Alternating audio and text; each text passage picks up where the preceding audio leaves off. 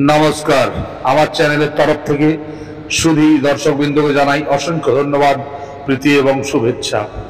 দর্শকগণ, আজ যে বিষয়বস্তু নিয়ে আলোচনা করব তা হলো একটি মন্ত্র সাধনা নেই।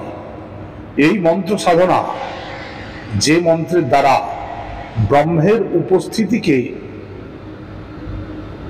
আপনি পরিলক্ষিত করতে পারবেন, অর্থাৎ এই মন্ত্র সাধনা করলে আপনার আর অন্য কোনো সাধনা করার দরকার হয় না।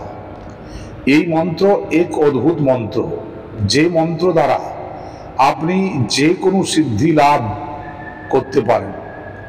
এই মন্ত্র সাধনা করলে আপনি জীবনের সমস্ত সমস্যার মূল সমাধানটুকুকে বুঝতে পারবেন বা আপনার সমস্ত সমস্যার সমাধান এই এক মন্ত্রের দ্বারাই হয়ে যেতে পারে। দর্শকগণ, আজ আমি যে মন্ত্র সিদ্ধি নিয়ে বা যে মন্ত্রটির ব্যাপারে বলছি সেটি একটি যে কোনো সাধকের জন্য খুবই অপরিহার্য। অর্থাৎ এই সাধনা না করলে বা এই সাধনা যদি আপনি একবার করে নেন, আপনার যে কোনো সাধনা কম সময়ের মধ্যে আপনাকে সিদ্ধি দেবেই। সিদ্ধি লাভের জন্য এই মন্ত্র সাধনা করা খুবই দরকার, কারণ এই মায়ের যতক্ষণ না পর্যন্ত আপনি আশীর্বাদ প্রাপ্ত না হচ্ছেন ততক্ষণ পর্যন্ত আপনার যে কোনো সাধনাতে অনেক সময়ের দরকার হতে পারে, অর্থাৎ আপনাকে বেশি দিন সময় লাগবে। কিন্তু যদি একবার এই মন্ত্র সাধনা করেছেন তাহলে আপনার আর চিন্তা করার কোনো দরকার নেই। দর্শকগণ, সব কিছু বলার আগে আমার চ্যানেল যারা সর্বপ্রথমবার ভিজিট করছেন, চ্যানেলটিকে অতি অবশ্যই সাবস্ক্রাইব করবেন, লাইক, শেয়ার এবং কমেন্ট করবেন। দর্শকগণ, এই ভিডিওটি আপনারা স্কিপ করবেন না, কারণ এর মধ্যে এমন কিছু কিছু কথা আমি বলবো যে কথাগুলো আপনার জীবনের দিক দিশাকে পরিবর্তন করতে পারবে। দর্শকগণ, আমরা বিনা জেনে শুনে অনেক মানুষকে গালিগালাজ দিয়ে থাকি। আপনারা কি জানেন এই যে আমরা গালিগালাজ দিই, এটা একটা কত বড় পাপ কর্ম বা কত বড় নিজের অনিষ্টকারক জিনিস। দর্শকগণ, আমরা যখন কাউকে কোনো খারাপ কথা বলি বা গালিগালাজ করি, ওই গালিগালাজ থেকে উদ্ভূত নেগেটিভ এনার্জি ব্রহ্মাণ্ডীয় শক্তির সাথে যুক্ত হয় এবং যুক্ত হওয়ার পর ওই শক্তি আবার 100 গুণা 100 গুণা পাওয়ারফুল হয়ে আপনার উপরেই এসে আবার নিক্ষিপ্ত হয়। কারণ শব্দ, যে শব্দ এই একবার উচ্চারিত হয় তা এই সৃষ্টির মধ্যে বিদ্যমান থাকে, এবং যদি তার উদ্গমস্থল অ্যাক্টিভেট থাকে বা আপনার সেই উদ্গমস্থলে এমন কিছু ম্যাটারিয়ালিস্টিক জিনিস থাকে যা থেকে ওই শব্দ আবার তার কাছে ফেরত আসবে। যেভাবে আমাদের রেডিও তৈরি করা হয়েছে, ব্যাপারটি ভালো করে বুঝবেন। আমরা যখন কোনো কথা বলি সেই কথা আবার ব্রহ্মাণ্ডের শক্তির সাথে যুক্ত হয় এবং সেটি ব্রহ্মাণ্ডে বিচরণ করতে থাকে। যদি ওই ফ্রিকোয়েন্সির আওয়াজকে আপনি কোনো রিসিভার দ্বারা খিঁচতে পারেন, তো সেই কথাগুলো হুবহু সেই কথাগুলো আপনি আবার অন্য জায়গাও শুনতে পারবেন। এটা হলো এই জিনিসের মূল ব্যাপার। তো দর্শকগণ, আজ আমি যে মন্ত্রের ব্যাপারে বলছি এটি হলো গায়ত্রী মন্ত্র সাধনা। গায়ত্রী হলো সব মন্ত্রের মূল, অর্থাৎ গায়ত্রী সাধনা করার পর আপনার আর অন্য কোনো মন্ত্র সাধনার দরকার নেই। কারণ এই গায়ত্রীতে 24টি মূল মন্ত্র আছে বা বীজ আছে। এই বীজ সব মন্ত্রের গুরু। এই মন্ত্র মানুষের সকল সমস্যার সমাধান করে দিতে পারে।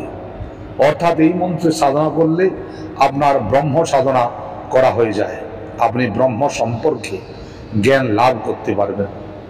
আপনি জানতে পারবেন এই জগতের কি মায়া, বা এই জগতের যত রহস্যময় থেকে রহস্যময় ব্যাপারগুলোকে আপনি জানতে পারবেন। এই গায়ত্রী মন্ত্র আপনারা সবাই শুনেছেন, তাও আমি একবার শুনিয়ে দিচ্ছি। ওম ভূর ভুবস্বঃ তৎসবিতুর বরেণ্যম ভর্গো দেবস্য ধীমহি ধিয়ো যো নঃ প্রচোদয়াৎ। এইটি হলো মন্ত্র। এই মন্ত্রের এমনই কিছু ক্ষমতা আছে, বা এমনই কিছু অসীম ক্ষমতাধারী এই মন্ত্র, যে সাধক এই মন্ত্রের সাধনা করে তার সম্পূর্ণ মনোবাঞ্ছা পূর্ণ হয়। যদি কোনো মানুষ প্রতিদিন 21 মালা করে এই মন্ত্র জপ করে 21 দিন পর্যন্ত, তো এই মন্ত্রের মধ্যে একটা এমন পজিটিভ পাওয়ার তৈরি হয় যা আপনার সব শরীর, মন এবং বাস্তু পরিবেশকে পর্যন্ত বদলে দিতে পারে। যদি আপনার বাড়ির কোনো নেগেটিভ এনার্জিও থাকে, তো যেইখানে এই মন্ত্র জপ করা হয়, এই জপের ফলে উদ্গম যে শক্তি বা এনার্জি, ওই এনার্জি ওই নেগেটিভ এনার্জিকে সরিয়ে দেয়। আপনার সামনাসামনি যেসব মানুষগুলো থাকবে তাদেরও অরা সিস্টেম বদলে যাবে, বা তাদের নেগেটিভ এনার্জি দূরীভূত হবে, তাদেরও মন পরিষ্কার থাকবে, এবং তাদের জীবনে বিভিন্ন ধরনের উপকার আপনি করে দিতে পারবেন। তাহলে এটা বোঝাই যাচ্ছে যে এই মন্ত্রের ক্ষমতা কতটা। তো দর্শকগণ, যারা সাধনা করতে চান তারা যদি এই মন্ত্রটিকে ভালোভাবে একবার সাধনা করে নিতে পারেন, জীবনে অনেক কিছু পেয়ে যেতে পারেন। যে কোনো শুভ দিন দেখে সূর্যোদয় অর্থাৎ ব্রহ্ম মুহূর্তে যদি এটি করা হয় সাধনা, এটি খুবই ভালো হয়। এই ব্রহ্ম মুহূর্তের মধ্যে আপনি স্নানাদি নিবৃত্ত হয়ে পূর্বাভিমুখ হয়ে বসবেন। মা গায়ত্রীর একটি ফটো রাখবেন সামনে, সেটিকে একটি লাল কিংবা হলুদ রঙের কাপড়ের উপর বিরাজমান করে মাকে ফুল মালা দিয়ে সুসজ্জিত করবেন, এবং একটি দেশি ঘিয়ের প্রদীপ প্রজ্বলিত করবেন। প্রদীপের নিচে কিছু লাল কিংবা হলুদ রঙের চাল আপনারা রাখবেন, এবং ওই প্রদীপটিকে ওই চালের উপর বসাবেন এবং মাকে প্রণাম করবেন। সর্বপ্রথম গণেশ বন্দনা করবেন, গণেশজির মন্ত্র এক মালা জপ করবেন। এরপর আপনার গুরু মন্ত্র জপ করবেন। গুরু মন্ত্র জপ করার পর ভগবান ভোলেনাথের কাছে আশীর্বাদ নেবেন। এরপর আপনার কুলদেবী, কুলদেবতা এবং গ্রাম দেবতা, ক্ষেত্রপাল এদের স্মরণ করে তারপর এই মন্ত্র জপ করতে শুরু করুন। দেখুন আপনার জীবনে যত ধরনের সমস্যা আছে তা কিছু দিনের মধ্যেই শেষ হয়ে যাবে। এই মন্ত্র সাধনা জগতের সর্বকালীন সর্বোত্তম মন্ত্র সাধনা হিসাবে আমাদের ঋষি মুনি ঋষিরা বলে গেছেন। আমরা ভুলে যাই সব কিছু, কিন্তু যারা সাধকগণ তারা কিন্তু ভোলেন না। তারা প্রতিটি জিনিসকে অক্ষরে অক্ষরে পালন করেন। তাই তাদের মনে কোনো লোভ নেই, কোনো অশান্তি নেই, কোনো দুঃখ নেই, কোনো শোকের ছায়া নেই। কিন্তু আমরা এই জাগতিক মায়ার চক্করে এসে ফেঁসে যাই এবং কষ্ট পাই। তাই যারা এই সাংসারিক জিনিস থেকে বা আপনার নিজের সমস্যার সমাধানগুলোকে শেষ করতে চান, তারা অতি অবশ্যই এই সাধনাটি করে দেখুন। 21 দিনের সাধনা 21 মালা করে জপ করতে হবে। শেষে হবন আদি করে এর শেষ করবেন। এইখানে বিরাম দিলাম। জয় তারা।